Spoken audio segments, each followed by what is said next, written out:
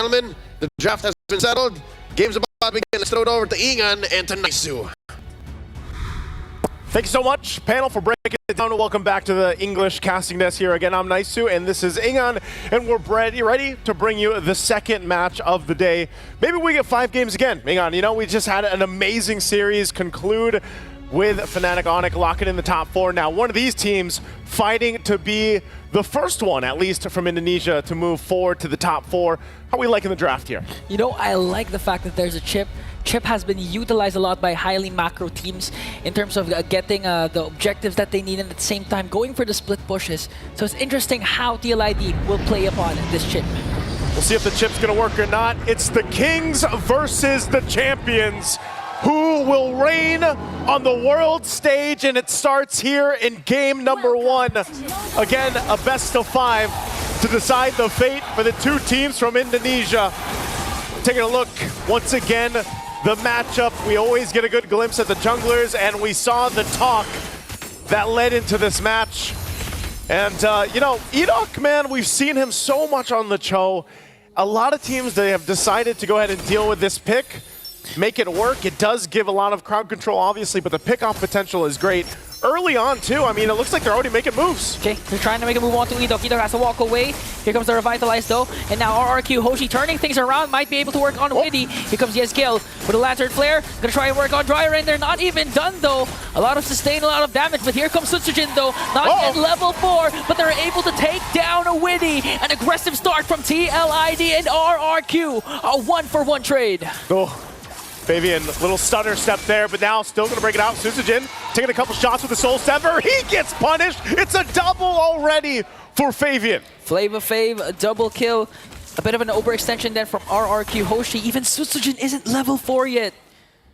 So that was just a huge play coming in from Fabian. I mean, such an extended skirmish already. You know, that's what that really broke out to, and that's where you play in the part when you have a Revitalize available. Mind you, we've been seeing teams do this where they have the double Revitalize options, and that's Team Liquid this time around.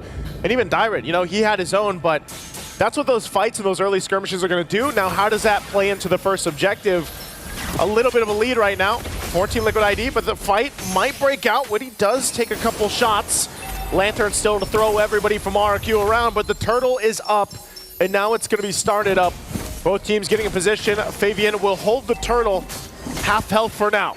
Even now, Sutsujin isn't still level 4, so Fabian might be able to get the turtle, a free one for TLID, and no trade once again from RRQ Hoshi. What's difficult here for RRQ Hoshi, hold on, Aran, okay, Edok's out of there, is not only playing against double Revitalize, but also the Purifies that are available here. They have to be able to go ahead and follow through with the catch. Oh, not even that. But also just playing against Widdy the Wise. The chip has worked for some teams, and honestly for others, it's also been a weak point. It's kind of double-edged sword when you pick up this chip and you bring it to a certain draft, a certain gameplay style. Now up top, still the focus trying to keep Sutsujin under control on that Joy pick, but that's the thing. I'm really interested to see how Team Liquid decides to go ahead and use the chip. It's literally bringing in the cavalry to some of the fights. But are the punishes enough? Does RQ have enough to go ahead and punish when that shortcut comes through? Honestly, it's just a bonus if ever Widdy performs or executes a beautiful shortcut. Because right now, looking at the gold level gap of Fabian and Sutsujin, that's 2 levels ahead for the Suyo. We all know Sutsujin with the Joy, it's gonna scale up later on. But how will you make it reach if this is TLID? The aggression just keeps on continuing and continuing for TLID. For RQ, they're going to hold on to their own shortcut. That's always an option that Rins has with this Valentina pick. Really just not too anything too crazy happening. Even the fact that you have Edok on the Cho, it's kind of just getting stopped in his tracks just because of Yesgil has this Jushin. We've seen this quite a bit. They're able to go ahead and just stop Edok from trying to set things up. But really, you don't really want to unless Sutsujin has the ability to go forward. Fabian will keep Edok in check. Purple up now, so we'll see. He's got to be able to secure that, but this is just what's going to continue to happen. You already talked about the level gap, but Fabian now working on this purple buff, and that's just going to go ahead and get taken. Turtles up. Meanwhile, Sutsujin working on the orange. It's going to get spotted out. They might break into a skirmish. They'll fight. They're going to commit. the way of the dragon. Aran has to use the revitalize. Here comes Yezgil to the rescue with the Crimson Beacon. Gonna catch. Oh, AOG used defensively. No casualty for RRQ Hoshi, but you can see already how much lead TLID has to the point that Aran, even if he overcommits, he's not going to fall down. He's going to do his job properly, which is to delay and delay as much as possible the Joyce power spike later on. Even in this matchup, making his way. They know Aaron Shiki's there. Can he actually withstand this? Oh, blazing to it, but Aaron Shiki also has his Salmon Force. Here's come Widdy though. They're trying to work on Edok. Edok commits the kick, but he's gonna get bursted down. Coming in from Aaron Shiki. Aaron Shiki got deleted also. 3 members ganging up on Widdy the Wise, and he will fall down in the hands of Sutsujin. There's RRQ Hoshi. They get 2 kills in the exchange. It looked like the shortcut came through, but the mid turret did get taken down as Team Liquid ID gets an objective. Surprising too, Skylar able to go ahead and withstand that. Yezgil delaying them a little bit longer from recalling. Now Aaron joins the fight, can crash down on Riz. Under the turret, gets dragged back, and Aran will get the kill. Where did Aran come from? All of a sudden, Riz just got bursted down, and TLID, they already got the mid lane turret. Okay, Edok commits the kick onto Flava Fave. Will he be able to escape though? Here comes the Sever. It's gonna hurt quite a bit. Aran still has the power of Wild Wilderness. So TLID gonna go again for the purple buff steal. You're gonna take this, we'll see this time around. Susujin's just here, just around the corner. Might actually just lose it. Again, there's a lot of pressure on that side of the jungle. And right now, even though RRQ Hoshi finds a couple kills, TLID holding on comfortably to the lead that they have. And they'll play around with some of the macro decisions that they have whenever they have shortcut available. So with this building into the next objective, they might go 3 for 3 on the turtles. And it's up to RRQ Hoshi to decide on how to approach this. They might give up all 3 turtles and just try to catch up. We know that Skylar or Claude needs more time to build up to get the items that he needs in comparison to a Harith for Aaron Shiki. Well, right now, turtles up. Radiant Armor is locked in now for Edok. That might help him dealing a little bit with this, the Jushin across from him, but so far we really haven't seen those setup kicks that we're looking for from Edok like we've seen previously, as now the 3rd turtle is locked in, secured for TLID. Yeah, and I actually like to go back to your point, because the reason why Edok is having a hard time trouble with finding those angles because of the pressure he is casting onto him. And Aran, everything that he can find, he's going to go in to get Edok out of position. So far, TLID not just controlling all the neutral objectives, also getting a lot of ground covered for their side. I'm surprised at just how methodical this is, and that's why it's a little bit slower paced, just because TLID, they know their advantage. They can go ahead and play around the macro level. They don't have to force any fights.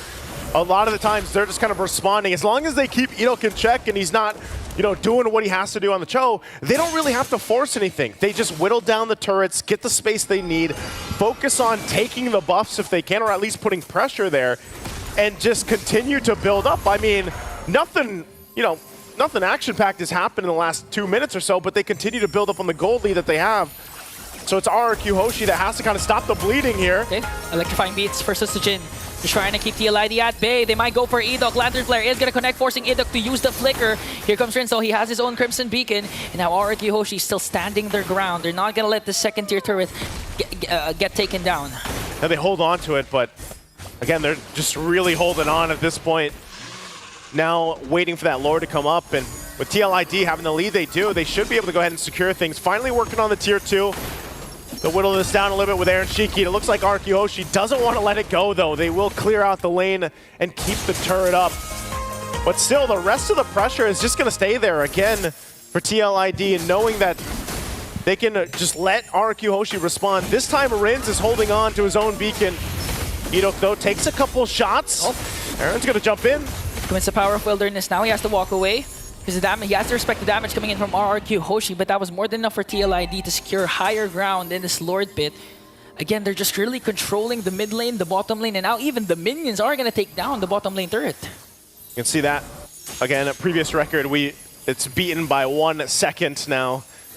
Fastest level 15, and that's just going to be another objective. But they go in with a shortcut. Are they going to be able to follow through? That's already the Lord taken. The shortcut to come up.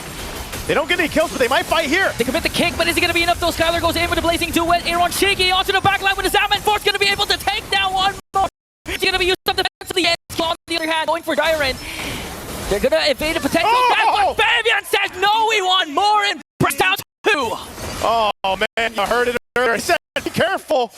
Goes in, gets a kill, and now with the Lord in favor, it's looking a little dire here for RRQ Hoshi trying to defend the base. Okay, they're ganging up on E-Dog. Lantern Flare is there. E-Dog has to walk away. The damage chunking up a lot of his health. Energy shield will be popped in the middle lane. And onto the bottom lane, RRQ Hoshi. They have to think about how to clear out this Lord as fast as possible without suffering any inhibitor turret takedowns. Here, they might be able to go ahead and clear this out. Again, only the first Lord, RRQ Hoshi, makes work of it. But they do lose space, more space around the map. They already didn't have a lot to work with. But that gold lead continues to build up as Team Liquid ID just keeps punishing RRQ Hoshi's positioning, and that's all utilizing the shortcut. I mean, that's exactly what it is. You know, 1 minute they're taking the Lord, next thing you know, here comes Team Liquid ID through a portal, crashing down. And RRQ Hoshi, they don't have an answer for it just yet. You know, even Skylar, he needs time to continue to build up. He's got the Corrosive Scythe and DHS still working on the next last item here to really come online, that Trinity for the Claude. So they're just kind of lacking some damage. Part of that was in duo too, that Suzujin was just, he had a hard time in the jungle, man. He was gapped early on and until now, quite behind Fabian. Yeah, the first 2 kills that Fabian picked up onto the early game was really crucial because that opened up a lot for TLID, not to mention that they were able to take down the mid lane turret even before the 3rd turtle respawn. So Suzujin's jungle has been exposed rapidly, and I just noticed Aaron Shiki already has a death. And now they're trying to go for Yizical, forced to use the Crimson Beacon. Skylar going in with a Blazing Duet. Now they're going to work on Fabian. There's the kit, but Witty goes in with a shortcut. They're going to be able to break down. Yes, kill in Fabian. Here comes the Kingdom, trying to answer back, working on Aaron Shiki. Rin's used to the Crimson Beacon to walk away, but Dyron, though, is going to get caught, though, by TLID. For the price of Skylar, they were able to take down Yezkiel and Fabian. There we go, RRQ Hoshi able to find something. Yes, Skylar went down. But that was a fight that they decided to take. They jump on in and they follow through from Dyron. But man, do they have ground to cover. Even looking at the gold rankings here between the heroes and the lanes, they have a lot of work to do. Even for Skylar, like I mentioned, he was nearly there for the 3-item power spike that is for the Claude, which just locked in the golden staff. But you don't want to go ahead and lose all those fights. If they can get a couple kills, that's great, but can they actually go face-to-face in a team fight for the Lord? It might be better for them to go ahead and continue to try to farm up, buy some more time in this game because of how one-sided the early game was. TLID will go ahead and start this up, and this is going to be a quick one. Already half health on the Lord, and RRQ Hoshi going to be too late to get in this side of the map. They will try to get the purple buff at least. You can see that too, Aaron Shiki picking up Divine Glaive, enough too just to take Dyron down, you know, to half health. So that's what's in store for RRQ Hoshi as they get ready for this defense. Now Ingon, are they gonna get past this? Are they gonna get past this Lord push in, being down this much? I mean, it's still possible. Although I believe they're gonna suffer inhibitor turret takedowns.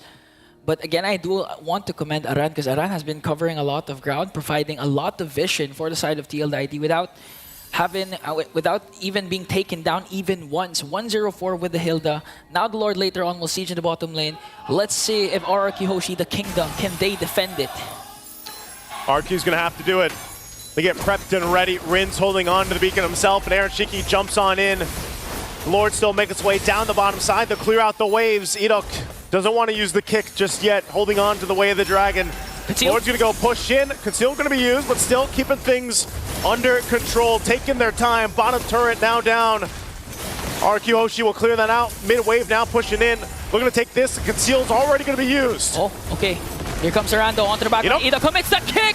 Plus the Blazing Duet, will they be able to take down more? Arana is going to fall down. Skylar with the Blazing Duet to try and clear out the minions. Sutsujin, Dyron is down. TLID trying to work on bringing down the crystal. But RRQ Hoshi manages to defend the onslaught of TLID. Fabian goes in. Edok has to walk away. They don't have Minion Skylar. One, but there's a Winter Crown. 2 Winter Crown plays. Skylar might be able to escape, but Aaron Shaky says no. And that's another. Edok falls down. And TLID with a Game 1 win.